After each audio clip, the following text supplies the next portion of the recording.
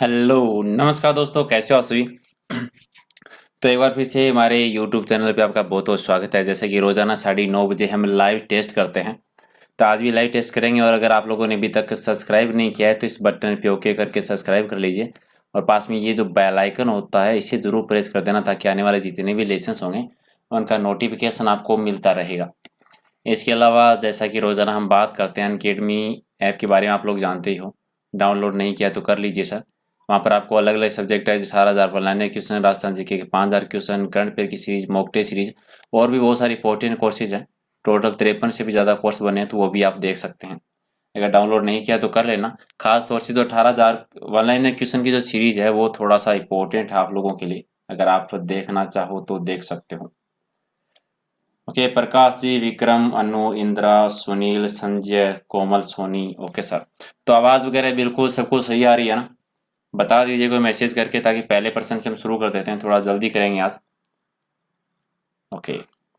Okay, thank you. तो चलिए शुरू करते हैं पहले प्रश्न के साथ। और ये रहा महाराज का पहला प्रश्न। देखिए कि गीगला का बापू, ये उपनाम है किसी का, कि गीगला के बापू के नाम से प्रसिद्ध साहित्यकार जिन्होंने माणक मंडल की स्थापना की थी, उनका नाम बताना है। गीगले का बापू किसको कहते हैं? और बिया भी थे सारा गीगला का बापू ही हो आज तो, है ना? ओके सर, चलिए बता दीजिए। साथ में ये भी थोड़ा सा माइंड में रखना है कि माणक मंडल की जिन्होंने स्थापना की थी तो वो कौन थे। तो राइट आंसर क्या हो जाएगा? वो गणपत लाल डांगी थे। पहले का डी हो जाएगा राइट आंसर। ठीक है, दोनों तरीके से याद रखिए, गीगले का बापू और माणक मंडल की स्थापना करने वाले। ठीक है, ओके। और क्वेश्चन नंबर 2 है कि प्रिंस, जवेल ऑफ द ईस्ट और बांसवाड़ा की राजकुमार, इन नामों से किसको जाना जाता है? प्रिंस भी कहते हैं, ज्वेल ऑफ द ईस्ट भी कहा जाता है, और बांसवाड़ा के राजकुमार के नाम से भी जाना जाता है। ये तीनों उपनाम है वो किसके हैं, ये बता दीजिए। क्वेश्चन नंबर 2 का सही उत्तर।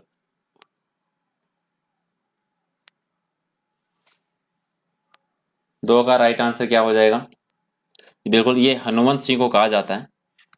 तो आज वाले क्वेश्चन ज्यादा हार्ड नहीं है, आज वाले इजी इजी क्वेश्चन है। ये मान के चलिए कि इस ऐसे मान लीजिए कि आरपीसी के सारे रिश्तेदारों के क्वेश्चन हैं, क्योंकि आरपीसी किसी भी एग्जाम में ये क्वेश्चन अटका देती है। तो बिल्कुल इजी इजी क्वेश्चन है।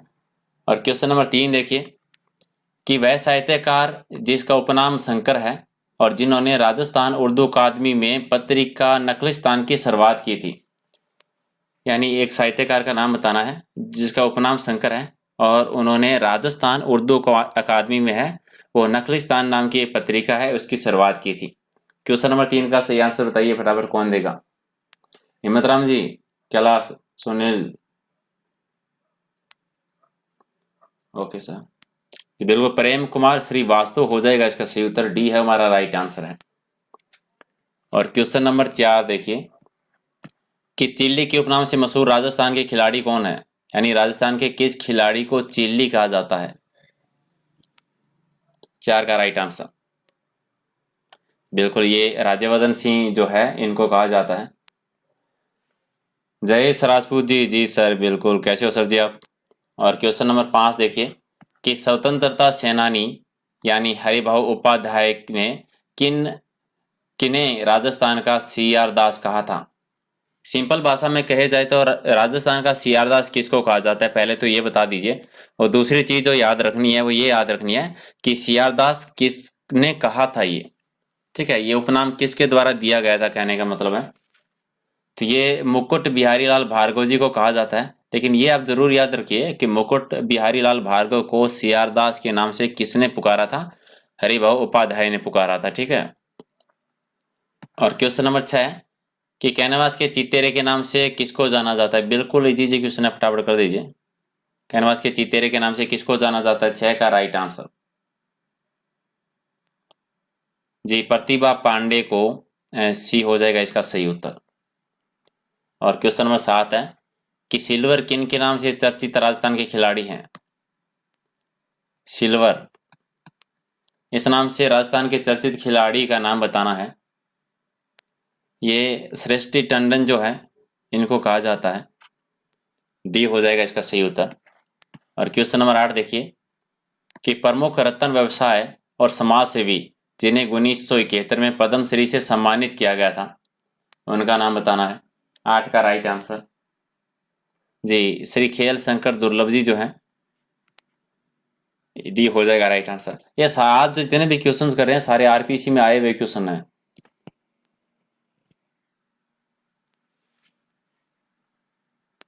क्वेश्चन नंबर 9 देखिए कि निशानेबाजी में जिन्हें अर्जुन पुरस्कार से सम्मानित किया गया था, और राजस्थान के प्रथम व्यक्ति का नाम बताना है जिन्हें अर्जुन पुरस्कार से सम्मानित किया गया था। यानी पहला अर्जुन पुरस्कार किसको दिया गया था राजस्थान में? 9 का राइट आंसर। ये डॉक्टर करणी सिंह को दिया गया था, सी हो जाएगा सही उत्तर इसका। और क्वेश्चन नंबर 10 है कि 1948 में गठित संयुक्त राजस्थान के प्रधानमंत्री यानी माणिक्यलाल वर्मा को किस वर्ष पद्म भूषण से सम्मानित किया गया था? राजस्थान का जो एकीकरण हो रहा था 7 चरणों में, उसमें एक चरण संयुक्त राजस्थान भी आता है, और उस संयुक्त राजस्थान के प्रधानमंत्री बनाए गए थे माणिक्यलाल वर्मा। उन्हें पद्म विभूषण से सम्मानित किस वर्ष किया गया था? उन्हें 1965 1965 में किया गया था, सी हो जाएगा राइट आंसर। कविता वर्मा, वेरी गुड, बिल्कुल सही आ रहा है। संजय जी आपका भी सही है, पूजा सैनी आपका भी सही है। 11 नंबर देखिए कि राजस्थान के प्रथम वीर परमवीर चक्र विजेता यानी मेजर पीरू सिंह का संबंध किस जिले से है? देखिए ज्यादातर तो इसका ये पूछा जाता है कि पहला परमवीर चक्र है वो किसको दिया गया था, तो मेजर पीरू सिंह को दिया गया था।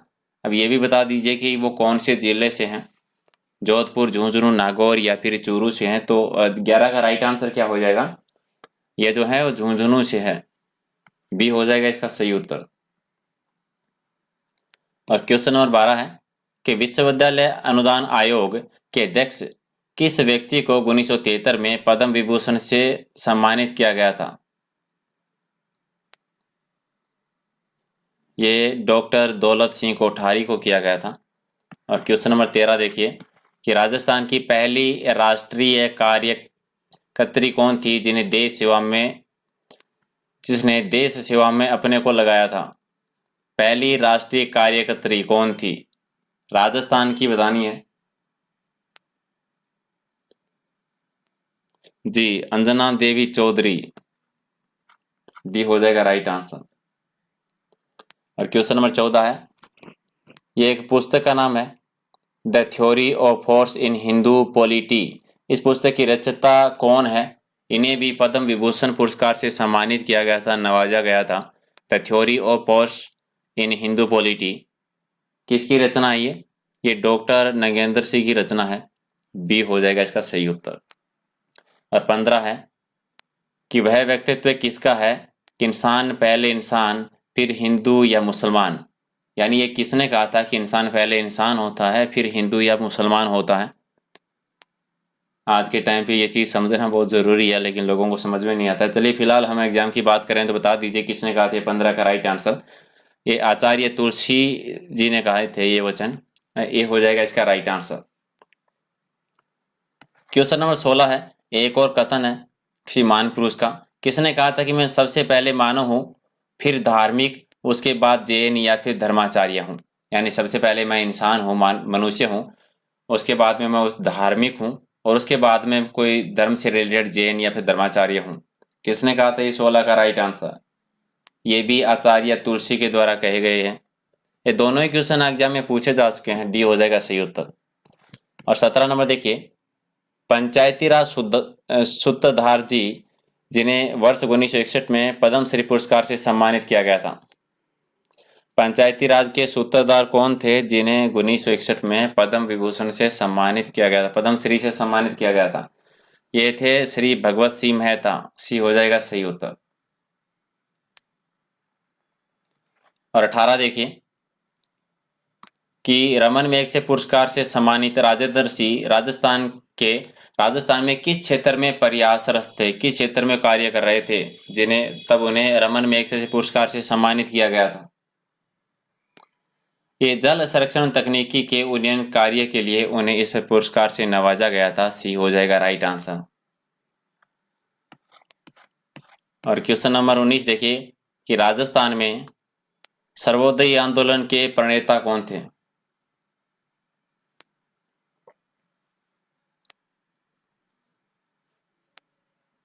रामकिशन मल्होत्रा जी, क्या कह रहे हो सर? क्वेश्चन अजीब है। सर जी ये क्वेश्चन, ये सारे आज जो क्वेश्चन है ना, सारे आरपीसी के पूछे गए क्वेश्चन है। और अगर आज वाले क्वेश्चन अजीब हैं तो आरपीसी अजीब है, इसमें मेरा कोई दोष नहीं है। चलिए, राजस्थान में सर्वोदय आंदोलन के प्रणेता कौन थे ये बताना है। 19 का राइट आंसर क्या हो जाएगा? ये सिद्धराज जी थे, ये हो जाएगा राइट आंसर।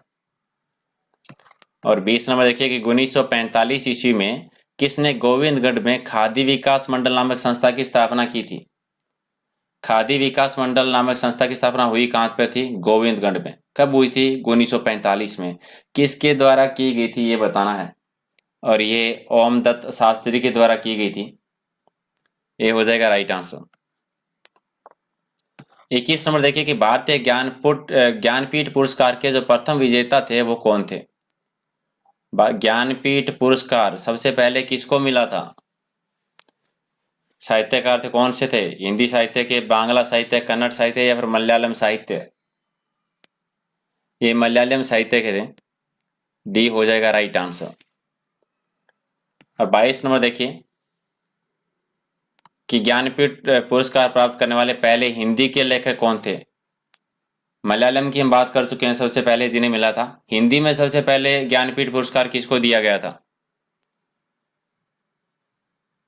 ये सुमित्रा नंदन पंत को दिया गया था, बी हो जाएगा इसका सही उत्तर। और क्वेश्चन नंबर 23 कि निम्न में से कौन सा संगठन जो है वो कलिंग पुरस्कार प्रदान करता है? विश्व प्रसिद्ध जो कलिंग पुरस्कार है वो किसके द्वारा दिया जाता है? 23 का राइट आंसर, ये यूनेस्को के द्वारा दिया जाता है, ये हो जाएगा सही उत्तर। और 24 नंबर है कि किन उपलब्धियों के लिए ग्लोबल 500 पुरस्कार प्रदान किया जाता है? यानी ग्लोबल 500 एक पुरस्कार का नाम है, ये किस क्षेत्र में दिया जाता है, किस उपलब्धियों के लिए दिया जाता है? ये पर्यावरण प्रतिरक्षा के क्षेत्र में दिया जाता है, बी हो जाएगा right answer. Poonam Tandon ji, very good. और 25 नंबर है कि मैग्सेसे पुरस्कार यानी रमन मैग्सेसे के नाम से दिया जाता है, वह किस देश के राष्ट्रपति थे? मैग्सेसे पुरस्कार तो दिया जाता है वो रमन मैग्सेसे के नाम से देते हैं, वो कौन से देश के राष्ट्रपति थे ये बताना है।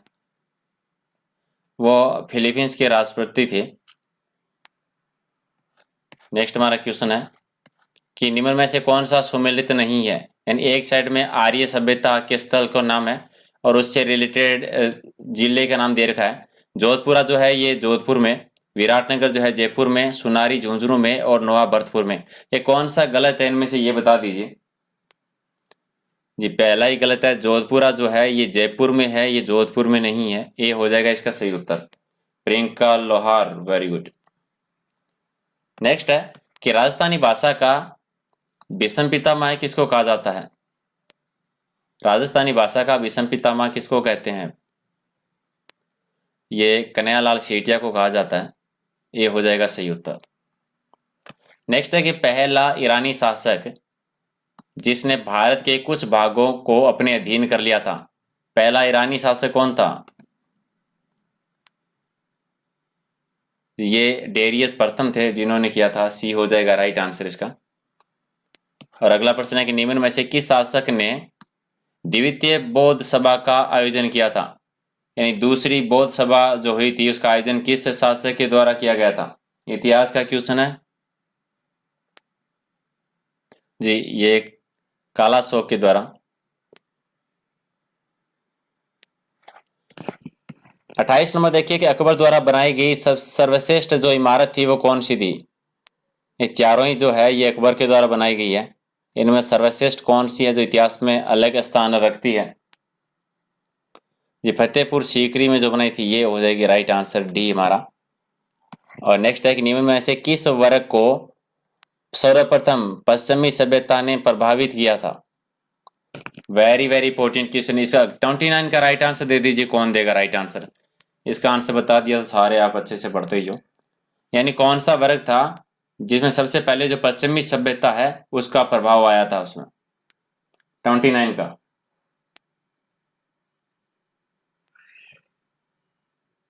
शिक्षित हिंदू मध्य वर्ग जो है इसमें आया था सबसे पहले, सी हो जाएगा इसका राइट आंसर। और 30 है कि 1937 में जो चुनाव हुए थे, 1937 के चुनाव में कांग्रेस के द्वारा बहुमत प्राप्त प्रांतों की संख्या कितनी थी? यानी कितने प्रांत थे जहां पर उन्हें बहुमत मिला था 1937 के दौरान। जी 6 प्रांतों में मिले थे। डी हो जाएगा राइट आंसर। ये क्वेश्चन बहुत बार आया है।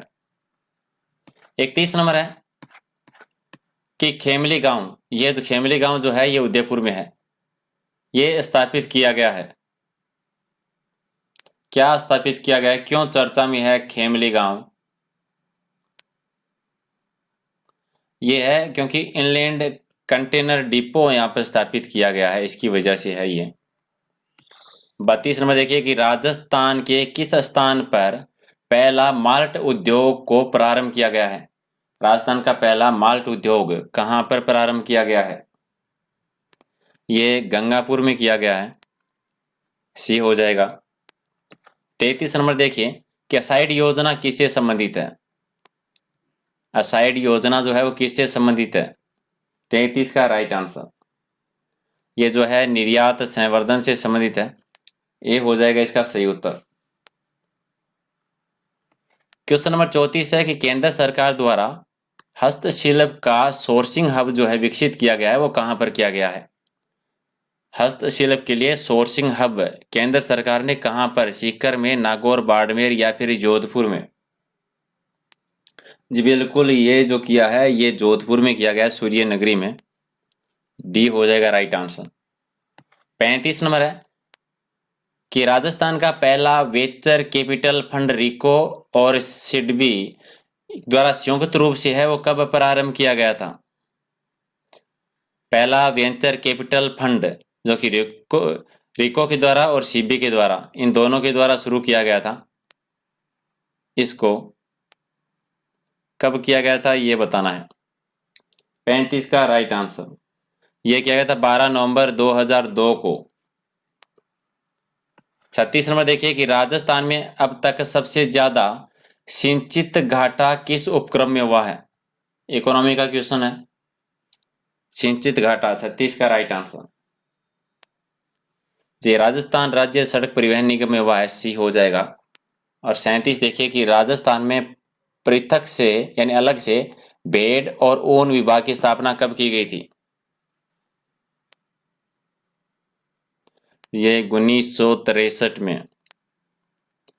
क्वेश्चन नंबर 38 कि नागौर जिले का कौन सा गांव मिट्टी के खिलौने, गुलदस्ते, गमले बनाने और पशु पक्षियों के चित्र बनाने के लिए यानी कलाकृतियां बनाने के लिए प्रसिद्ध है? कौन सा गांव है नागौर का?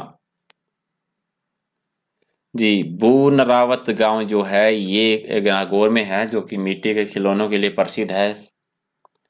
39 देखिए कि वर्ष 1987-88 में ग्रामीण और शहरी शिल्पियों और दस्तकारों की सहायता प्रारंभ की गई योजना, यानी 1987-88 में एक योजना शुरू की गई थी, उस योजना का नाम बताना है जो ग्रामीण और शहरी शिल्पियों और दस्तकारों के लिए सहायता हेतु शुरू की गई थी। जी शिल्प बाड़ी नाम था उसका। ये हो जाएगा राइट आंसर। 40 नंबर देखिए कि हाथ से कोटा डोरिया उत्पादन बनाने वालों के लिए कौन सा पेटेंट लागू किया गया है? हाथ से जो कोटा डोरिया बनाते हैं उनके लिए कौन सा पेटेंट है वो लागू किया गया है? पेटेंट जो है ना एक कानून टाइप होता है, कानून बन गया इस पे। पेटेंट का मतलब होता है कि जब भी किसी चीज का हम उत्पादन करते हैं, ठीक है, जैसे मान के चलिए कि आपने ये कोई एक माचिस की डिब्बी बनाई है, ठीक है, तो इस पे एक लोगो लग जाएगा कि इस पर अधिकार हो जाएगा कि इस पे आपका अधिकार है, इस नाम से कोई और नहीं बना सकता, ठीक है। यानी किसी भी कोई नया किसी भी क्षेत्र में हो, कोई भी नया जब आविष्कार होता है तो ये कानून के तहत लागू हो जाता है, उस पर अधिकार हो जाता है। और आपको याद होगा किसी ने एलडीसी का एग्जाम दिया है तो इसमें आया था कि भारत में पेटेंट कब लागू किया गया था, ये क्वेश्चन आया था, है ना। तो ये कोटा डोरियों के लिए बता दीजिए कौन सा पेटेंट दिया गया। 40 का राइट आंसर। ये 1 नंबर हो जाएगा। जीआई पेटेंट दिया गया था, ए राइट आंसर है। 41 देखिए कि बवासी इंटेलिजेंस लिमिटेड के सहयोग से सिलिकॉन कॉम्प्लेक्स है वो कहां पर स्थापित किया गया है? पहले तो ये याद रखिए कि सिलिकॉन कॉम्प्लेक्स कहां पर बना है, फिर आपको याद रखना है कि किसके सहयोग से बना है। बवासी इंटेलिजेंस लिमिटेड के सहयोग से। ये जो है बीकानेर में है। ये हो जाएगा। और 42 नंबर देखिए कि राज्य में उत्पादित खादी ग्रामोद्योग उत्पादकों की एक निर्धारित ब्रांड के तहत बिक्री करने के उद्देश्य से राजस्थान में खादी का लोगो जिसका लोकार्पण है वो किया जा चुका है। 42 जी, खादी इंडिया के नाम से डी हो जाएगा राइट आंसर। 43 है कि इटली के स्नेह प्रगति कंपनी की सहायता से Chambal Fertilisers and Chemicals Limited Gadepan में पूर्णतः गैस आधारित कारखानों की स्थापित किया गया है। इस कारखाने में उत्पादन है वो कब से शुरू हुआ था? इटली की जो सहायता से हुआ है ये हुआ था अगस्त 1993 में। और 44 है कि राजस्थान राज्य खनिज विकास निगम लिमिटेड के द्वारा संचालित जिप्सम उत्पादन की सबसे बड़ी खान कहां पर है?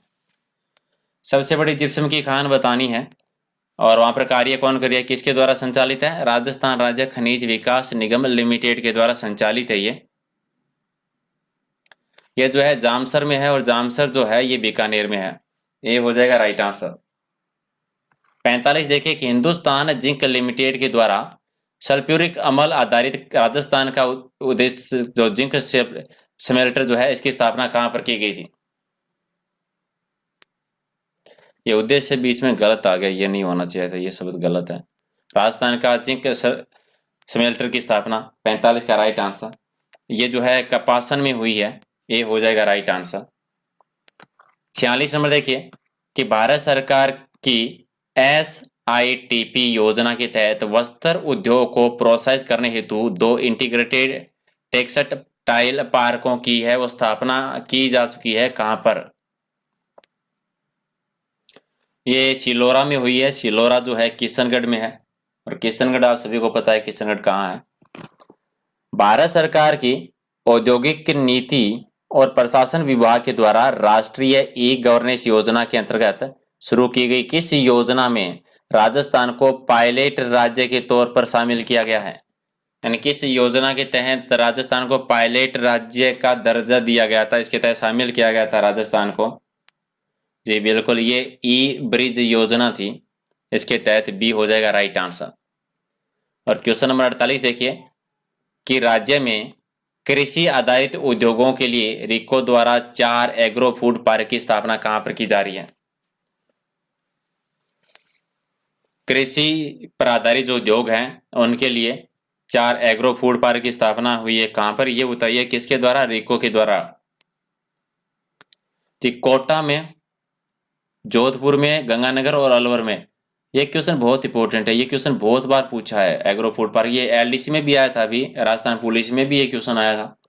चलिए सेकंड लास्ट क्वेश्चन देखिए 49 कि विटवास श्रेड यानी दक्षिण अफ्रीका संसार में प्रसिद्ध क्यों है? दक्षिण अफ्रीका क्यों प्रसिद्ध है? क्योंकि भैया वहां पे सोने की खान है। और ये रहा लास्ट क्वेश्चन, उद्योग की रोटी किसे कहा जाता है? अमित सिंह जी टेलीग्राम पे PDF नहीं मिली। नहीं सर, ऐसा तो नहीं हो सकता, PDF तो मैंने डाल दी थी सारी। आप टेलीग्राम पे किसी दूसरे चैनल पे देखा होगा, प्रहलाद सारण सर के नाम से देखना आप। चलिए 50 का राइट आंसर क्या हो जाएगा? कोयला हो जाएगा। उद्योग की रोटी कोयला को कहा जाता है। ठीक है, मैं नाम लिख देता हूं, आप टेलीग्राम पे ये सर्च कर लेना।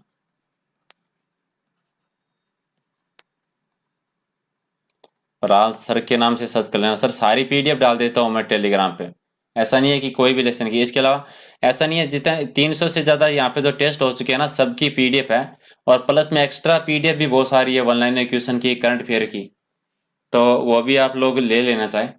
और पसंद आ रही है सीरीज तो सर लाइक कर देना। और तो कुछ आपको पता ही है, कुछ मिलता नहीं है, सिर्फ आप लोगों का लाइक मिलता है, बस वो कर दिया करो ताकि रोजाना नई नई लाइव टेस्ट होती रहे। और इसके अलावा एक तो स्पेशल रिक्वेस्ट आप लोगों से फेसबुक पेज की, अगर लाइक नहीं किया तो फेसबुक पेज आप जरूर लाइक करना, अपने दोस्तों के साथ शेयर भी करना। सुबह हम करंट अफेयर भी करते हैं वहाँ पे। अगर फेसबुक पे आप सर्च कर लेना प्रहलाद सारण सर, या फिर चैनल जो यूट्यूब का चैनल है उसमें अबाउट में जाके लिंक दे रखा है, वहाँ पे ओके कर सकते हो। Viraj Soni ji okay sir, welcome sir. Next class कब है सर? नेक्स्ट है सर सुबह, अभी तो सोने का टाइम हो गया है, आप ही सो जाइए। Good night.